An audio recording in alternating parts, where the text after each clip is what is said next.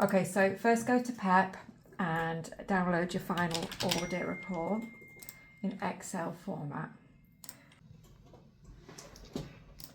Okay, and then just copy the whole spreadsheet by clicking the left-hand corner there. Copy, and then open up your PEP total calculator and go to the tab that says copy final audit here. Click on the left top corner again and then right click and paste it. And then you should have your totals automatically in here. That's going to give you your Amex, Visa, MasterCard and other payments, PEP bank payments and any Hilton gift cards if you do them. Then you're going to open up your banking spreadsheet, so the month balancing spreadsheet, and you're going to start populating your PEP total columns. So if you flick back to your PEP total calculator, the Amex figure is 299246, and that's what you're going to put in here.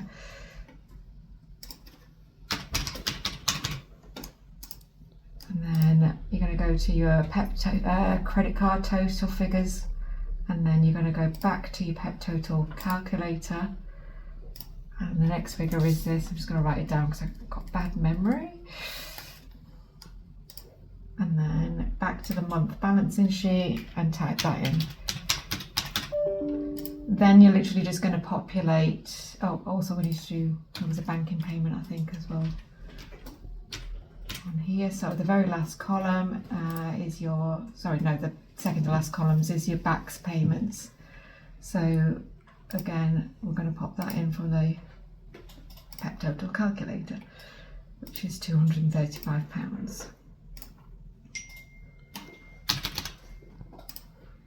Okay, and then next thing you're going to do is get your figures from Adyen, which you're then going to populate into the green columns here. So you've got 3 different accounts for Adyen, well 4 actually. You've got your Pay by Link and Ecom, Front Desk, and then F&B. So we're going to switch over to Adyen now.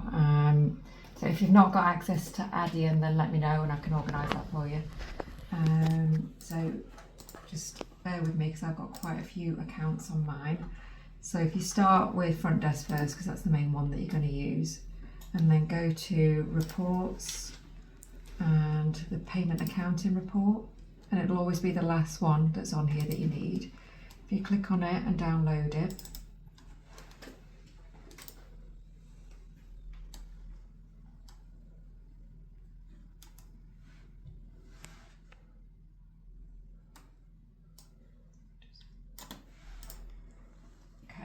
enable editing at the top, and then go to this column M here where it sort of says received authorized. So you're going to click on data and then filter, and then tick select all so that it unticks everything, and tick sent for settle. Okay, then go into the the box at the top there, and then right click and copy the whole spreadsheet into a new tab at the bottom here. Okay, and then you're going to filter column E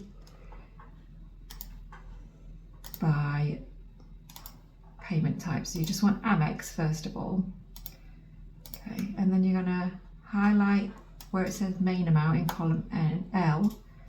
If you get this little warning triangle, which seems to be coming up on some of the Birmingham reports, click on it and just say convert to number, and then that will give you your sum total at the bottom.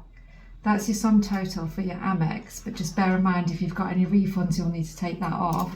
So what we're going to do first is we're going to go back to this data tab and we're going to filter it by send for refund. We're just going to check. We haven't got any Amex refunds on there for yesterday, so we don't need to worry about that. Then go back, scroll right down, and your sum total is 2972.21. That's the figure that we're going to put into Front Desk here. So 2972.21.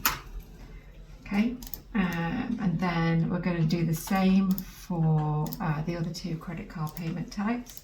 So MasterCard and Visa, you would tick those. And then we've got our total amount in column L. Scroll down and you've got the sum total there, but just click back to your data sheet. You also need to take that amount off because that's your refund. So to grab a calculator for this one, you have to do it manually. Put your sum total in, which is down here, 21,773.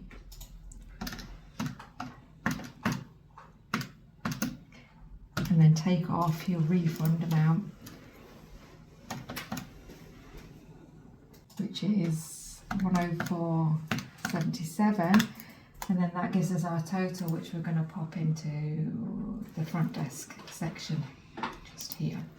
So that's 21,668.58. Okay, and then you're going to do exactly the same as that for each of the accounts. So you can carry on watching me for a second so we just get a bit more practice at it. So clicking into your Adyen, going down, we're going to do F&B next.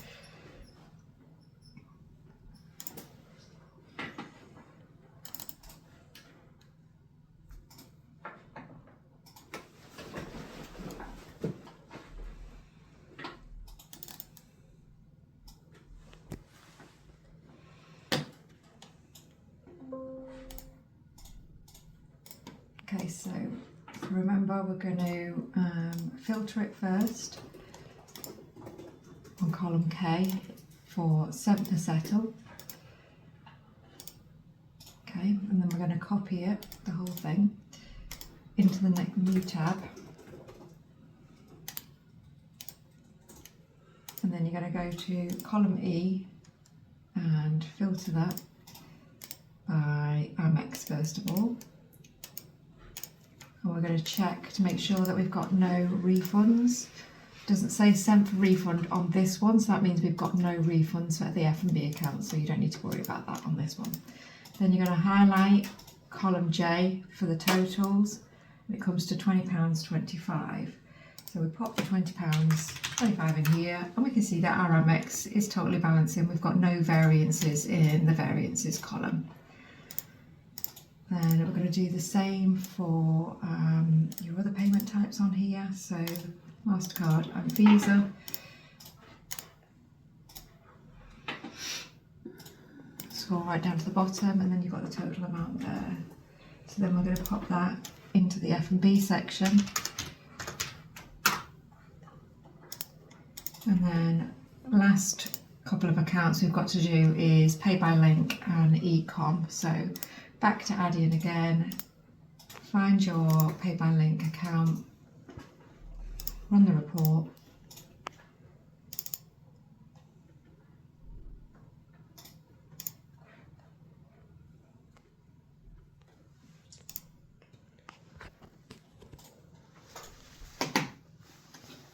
enable editing, and then we're going to filter column K,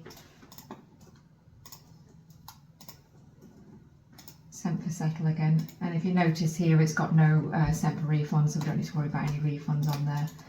And then you would normally have to copy that over, but I'm not going to do it today because we've only got MasterCard payments on, but normally you would create a new tab and then filter your payment method, and then just highlight these two amounts. You can see we've got a warning triangle in here, so click on that, convert to number, and then we've got the amount there. So we need to come back to our banking spreadsheet, and we're going to put the total amount in there. So it's 233,202. So you can see we've got quite a big variance there, which will need to be investigated. Let's just check that we haven't got anything on the Ecom account. So let's go to Ecom, payment accounting.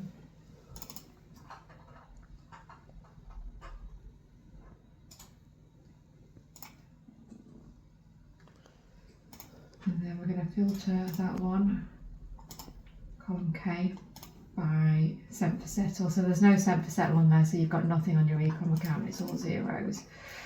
So we have got a really big discrepancy there that will need to be investigated, but I will do that shortly. To investigate, you would have to use your payment account reports. These have all the transactions on them, and your all transaction report from PEP, and go line by line, individual transaction, and actually see if these transactions on your add-in report match PEP.